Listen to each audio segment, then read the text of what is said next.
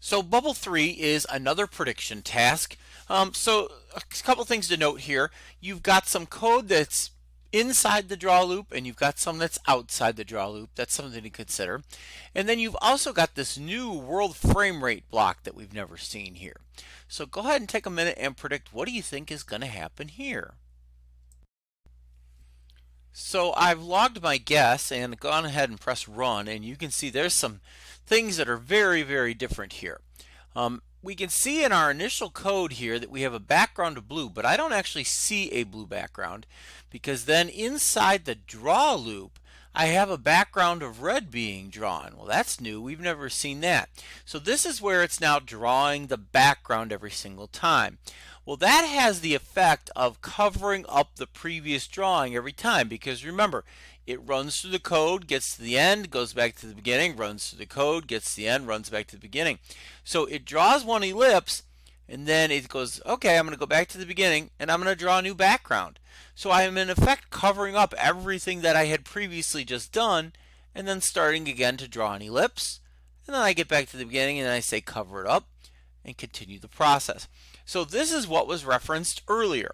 This is the way we actually get rid of the old effect, the old drawing, the previous drawing.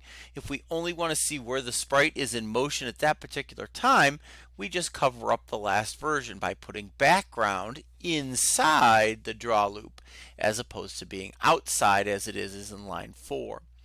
Frame rate is another piece of code that's new. Frame rate is what's going to impact how many frames you're able to get in a second or a minute. So in essence, a slow number there is going to make the transition from orb to orb that we see on the screen happen more slowly, whereas if we increase the frame rate, make that a bigger number, the transition from orb to orb will go much faster. We will be able to see that difference here in a little bit when we tinker with the speeds with frame rate to see how we transition from effect to effect. So we need to look at animation here. So in Bubble 4, you can go ahead and look at the code that's there and go ahead and run it. So notice first thing we do here is we have a variable named sprite and it's given a position, and then we say sprite is the picture of a green alien. Now, it's important to note, where is that piece of code? It's not inside the draw loop. It's outside the draw loop. We only want to create this animation one time, so it goes outside the draw loop. If I put it inside the draw loop, all right, it's going to draw that sprite over and over and over again. Well, we don't need to create the sprite more than once.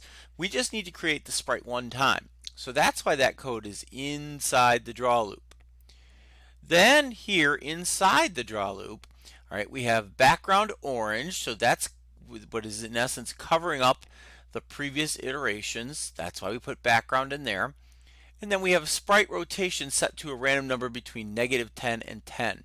So that's what's giving our alien figure the twitch effect we see. So let's go ahead and stop this code for a minute and let's move background out. Just so we can see what that does. I'm going to keep it, but I'm going to put it outside the draw loop. And you can see the difference in that one. It almost looks like the alien's gotten a little bit pudgy. Because what happens is the previous drawing is never covered up. So it's just always drawing another alien on top of the one that's already there, but it's never getting rid of the old one. Perhaps this is easier to see if I change this random number range and make it a little bit wider of a range. So I'll go ahead and widen out that range. And as you can see, we can see all those previous drawings. Wherever it goes, the previous one is always there. And that's what the effect is of putting that background orange is inside the draw loop, is it covers up all those previous iterations. If we need to prove to ourselves there is a visual difference, I'm going to go ahead and just drop it back in and go ahead and rerun our code. And we can see we don't have like that halo effect we had just a second ago, or any of that pudginess. The alien, we just get one at a time, it's covered up and it draws another one. So in Bubble 5 we see something that's a little bit different here. Once again, initially we create two variables and two sprites, one called pencil and one called brush, which are not surprisingly the pictures of a pencil and a brush. But then down here in the draw loop, notice we update the pencil's X position by changing the X value to a random number. All right, well remember, this is getting run over and over and over again. So as it runs through the code, it's saying, hey, pick an X value between, in this case, 100 and 110 for the pencil. Goes through the rest of the code, and then it loops back to the top and it says, hey, after you cover up the old one, could you pick a new value for the X? And it picks as a different random number. So even though that's just equal to one random number, it's going to pick a different random number every single time this piece of code is run through in the loop. So they want us to do the same thing with brushes X, which shouldn't be too difficult because we're just going to mimic what we see. So we'll go to Math and grab a random number and stick it inside the brush's X position value. And then you just have to figure out what are the X values you're willing to accept. Now, obviously, we don't want to use 100 to 110 because remember, this is 100, this is 110. If I change those values, it's going to be shaking right over the pencil. So let's try like 300 to 310. That should get the job done.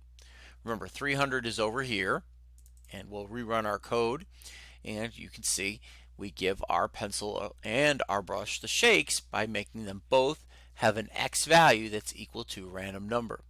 If you want to see more shaking, widen out the range.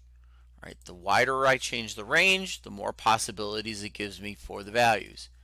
All right, and you can see by doing that, it doesn't change how fast it's necessarily changing, but it's got more places it can jump to and from.